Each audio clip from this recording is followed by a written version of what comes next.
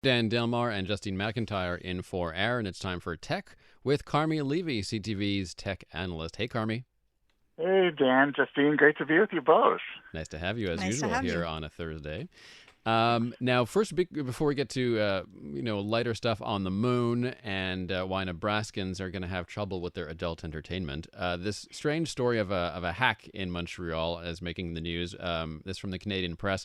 Police are investigating after electronic message boards at two-way road construction sites in Montreal displayed pro-Palestinian political slogans on Wednesday morning instead of the usual traffic alerts. So it contained messages like "Escalate now" or "Globalize the Intifada."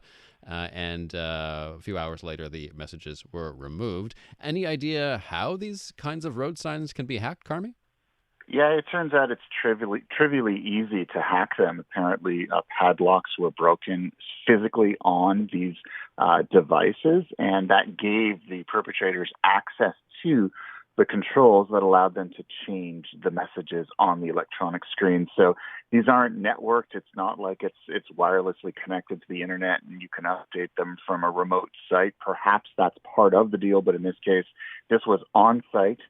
This was physical, and once they broke that padlock, which is ridiculously easy to use, just ask any bike thief, they had the keys to the kingdom, and it was very easy for them to change those messages. I think this is it's a reminder to us that you kind of need security on everything, and now I guess including on traffic signs like this. And if I owned them, I'd probably want to have a little bit more security on them, recognizing just how easy they are to be compromised in this way. Yeah, not so much a hack, I guess. Just someone not having a proper lock on there, I guess.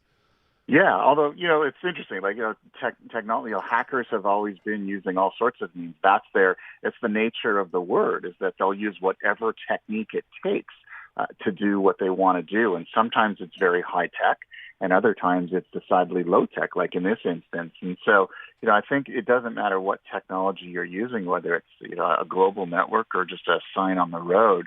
You owe it to yourself to sort of look at, what protections do I have in place?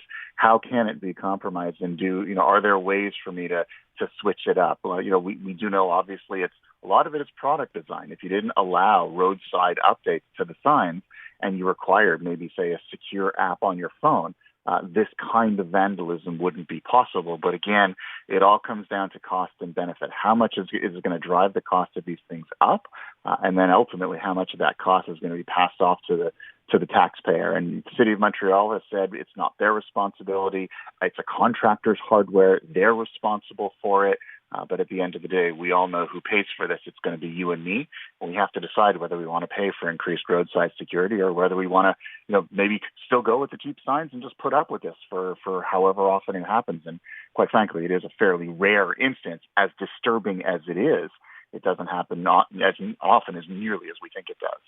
Space missions to the moon back in the news. We have China's Chang'e 6 mission that touched down today in Mongolia with 2 kilos of lunar samples from the far side of the moon. And at the same time, we're hearing about NASA, who is abandoning the moon rover after spending $500 million on it. Are we losing the space race, Carmi? If you put those two stories together, it kind of looks like we are. Yeah. NASA has the program was called Volatiles Investigating Polar Exploration Rover, or VIPER, and it was an explorer about the size of a golf cart that was designed to go anywhere on the moon and collect samples, do science, and including on the South Pole, which is where they want to send the Artemis missions when they start landing, the manned Artemis missions. But it cost about $450 million or close to $500 million with other services so far. They've already actually built the thing, but they still have to do more testing, and the results of that testing might require more investment, and they still have to launch it,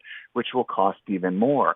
Unfortunately, the Artemis missions are putting so much pressure on NASA's overall budget that the agency is starting to look at cutting other programs that maybe don't fit its overall roadmap. And unfortunately, VIPER looks like it's been sidelined. The good news here is even though NASA no longer wants to launch this thing that it already built, it is possible that private industry might sort of take the hardware and figure out a way to get it to fly. So the story isn't over yet here, but it's somewhat upsetting because as China is going pedal to the metal on one achievement after another, landing a rover on the far side of the moon, returning samples from there, pushing the boundaries of science and essentially telegraphing to the rest of the world, we're going to get back to the moon before anyone else does, that NASA is pulling back instead of accelerating. And so it'll be interesting to see sort of how this new space race goes.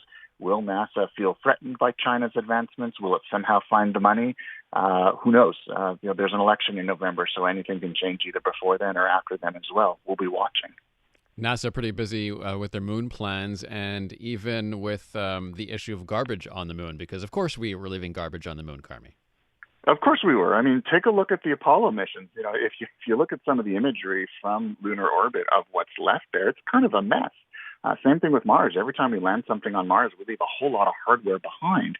And of course, as we plan to bring sustained human presence back to the moon so that we don't just visit there, but we land there and we stay there, we don't want to trash the moon in the same way that we trash planet Earth. So NASA's got a plan. They call it the Luna Recycle Challenge. And basically what they're doing is they are challenging universities, researchers, private industry to come up with ways to basically set up recycling infrastructure on the moon so that nothing gets left behind. So we don't have the option of building a landfill there.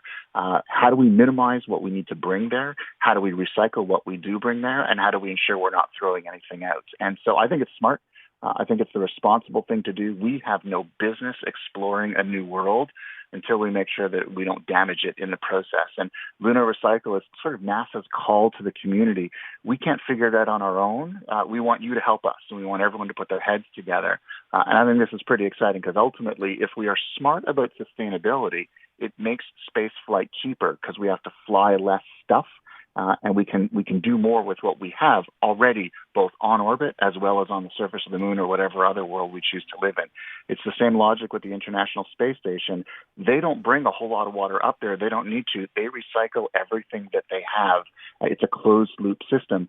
Even the astronauts, and they sound a little weird, but even the astronauts' pee gets recycled into pure, incredibly clean water. And so this means less launches required. It's a more cost-effective way to manage in space.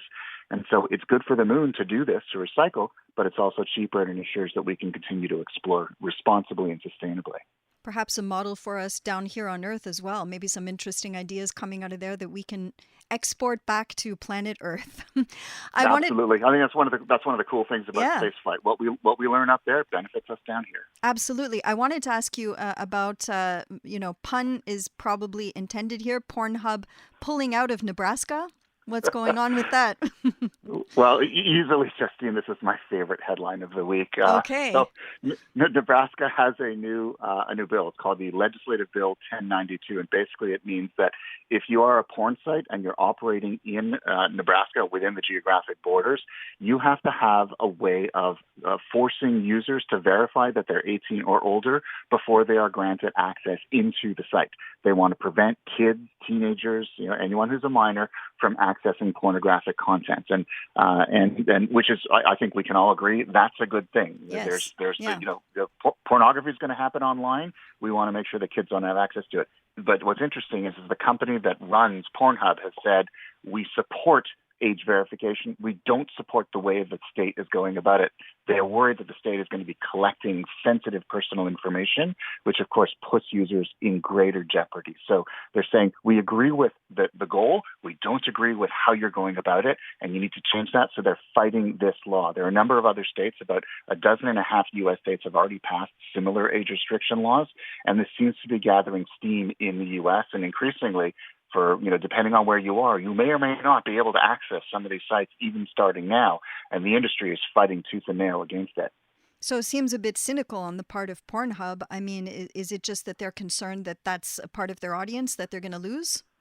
Yeah, I think they want to look like the good guys, but it's hard for a porn platform, digital porn platform, to look like the good guy when they, in fact, have done everything they can to flout the law for so long. So I don't really buy it. I think it just generates some good headlines for them, and hopefully they're hoping to push this off as long as they possibly can. But ultimately, it's a fight they can't win. We have to run, Carmi, but I would also note that they are signaling this could happen in Canada as well. It's not just some American states like the ones we're talking about. Texas had a similar thing with Pornhub as well. But they're threatening to do the same if parts of the Online Harms Act are passed here in Canada as well. So we could be having this exact same conversation about Canadian adult sites. I think it's inevitable, and as the Online Harms Act works its way through Parliament, through the various steps, it's certainly I've got my eye on, and I think that's part of the fight that I think we can expect to play out in the months to come. Carmi Levy, CTV's tech analyst. Thanks so much, Carmi. Appreciate it, guys. Thanks.